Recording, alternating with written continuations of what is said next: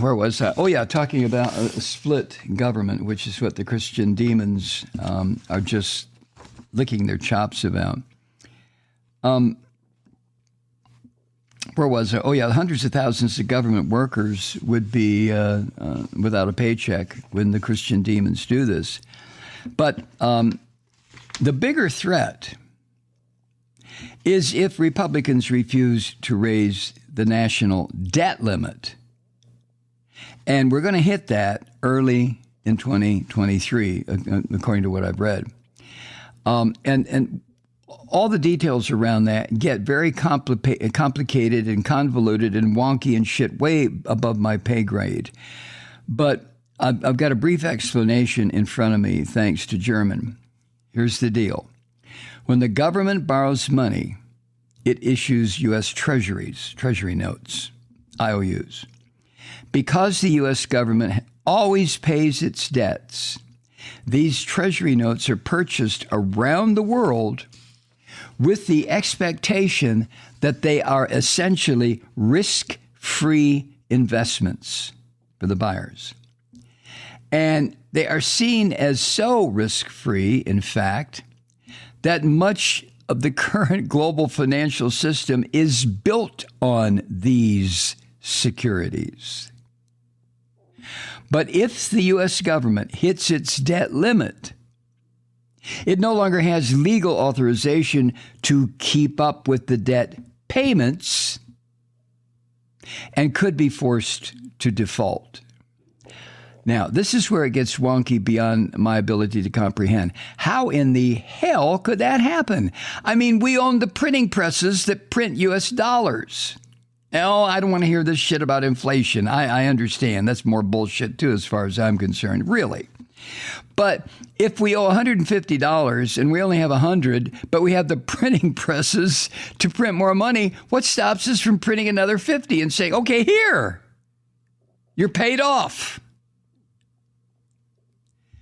Well, according to the experts, if the U.S. government hits its debt limit by law and it's no longer got the legal authorization to keep up the payments and defaults, that would destroy the trust underpinning the value of treasuries.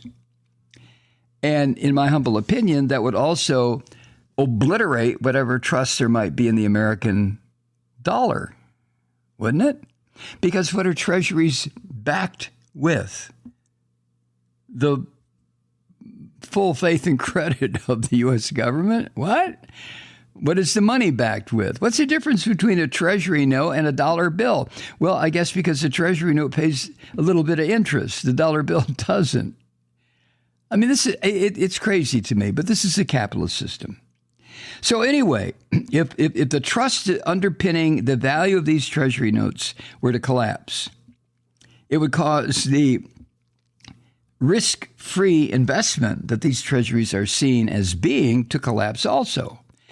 And that would take much of the financial system down with it. All of a sudden, $1 billion would be worth maybe 18 cents. Ask Mr. Musk. He spent $44 billion for a system that I think yesterday was declared to be worth $8 billion. Oh, God.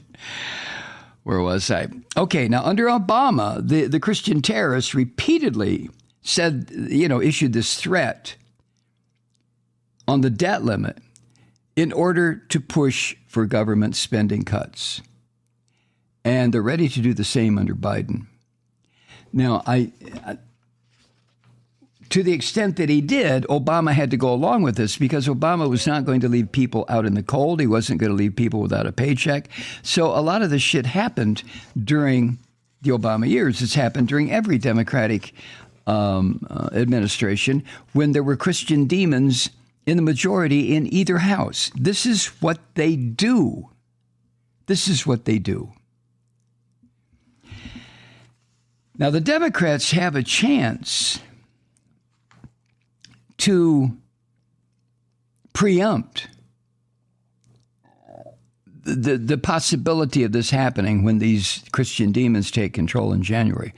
In other words, during the so-called lame duck session now, the Democrats have a chance, while they control both houses, to raise the debt limit now. Ah, you say, you've been paying too much attention. What about Joe Manchin? What about Kyrsten Sinema? Right. But if Republicans take control of the House in January, which it appears they're going to do, then all bets are off. It becomes government by blackmail once again.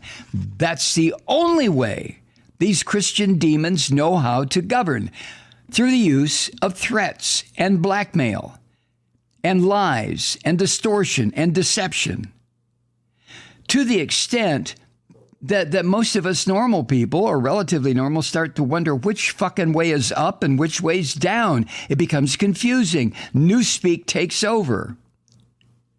Thought crime becomes a real thing. Jesus. Now, even without the Democrats doing this, taking this action here in the lame duck session, there's one other thing that could constrain Republicans. And that is what is going to be, if they do get the majority in the House, razor-thin majority. And because not every Republican is a Christian demon. I think they're all members of the Christian fascist party. But the MAGA filth, which is the core of the Christian fascist party, are Christian demons. But let's call them, for the sake of this little podcast, the more moderate Republicans in the swing districts. You know, they're Democrat this time, Republican next. Okay, those more moderate Republicans, which the House majority has to rely on, they are not all Trumpists, even though it seems like it sometimes. Well, these moderate Republicans may say, listen, we don't want to get involved in that shit that could possibly shut down the government or cause economic chaos. We have IRAs and retirement funds, and we just don't want you crazy fuckers destroying everything. So word works its way to Kevin McCarthy or to the leadership of the Republicans, so-called, in the U.S. House, and they back off. But I don't see that happening, because the Christian demons who control the leadership positions in the House don't give a shit.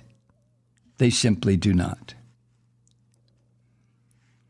Now, by the same token, old Kevin might not have the support he needs within the so-called Republican Party to pass spending bills. You know, the money has to come from, that's where it starts, in the House. And if the Republicans control the House, the Christian demons control the House, then they control the spending agenda. So the lack of votes in his own Christian demon caucus might force Kevin McCarthy to rely on a few Democrats to get bills through the House. But, of course, that idea is almost political suicide for most of the I was going to call them conservative members. They're not conservative. Most of these destructive Christian demons who operate within the now dead Republican caucus. The idea of cooperating with Democrats? Oh, no. Now, how all this plays out will decide whether this new Congress that will be seated after the first of the year, whether it can function, just function,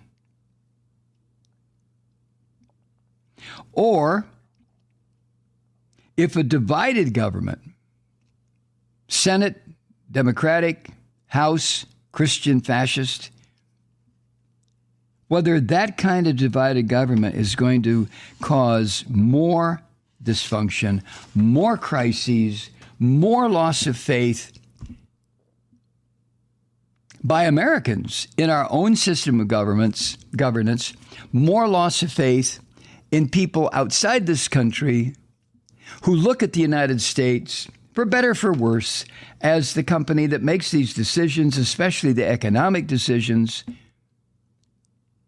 So what we're faced with here is what we've been talking about on this podcast and many others. I mean, anybody who is normal and understands even a bit of this has been talking about this. What we are faced with is 2 more years of chaos and crisis. Now, the only saving grace is what happened on Tuesday. Oh, it could have been much worse. If we've gotten to the point where that's how we decide if we won or lost, is by saying, well, it could have, we didn't lose, we didn't win, but it could have been much worse. Can you imagine if history had repeated itself even to a slight degree and given these fucking Christian demons in the Senate a 3 or 4 or 5 seat majority?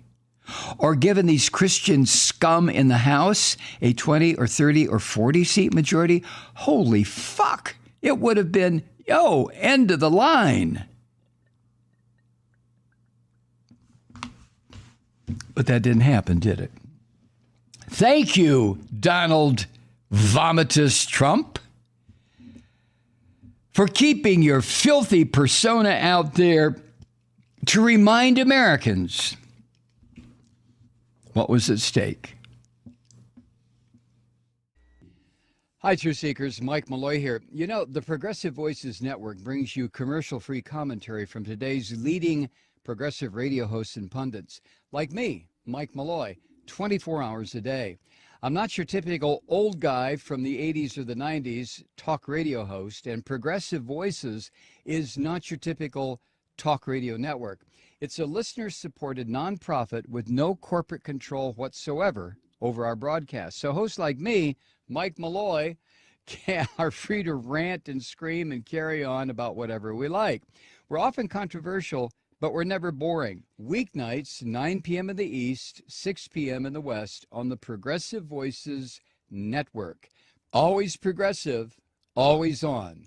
I'm Mike Malloy. Keep it lit.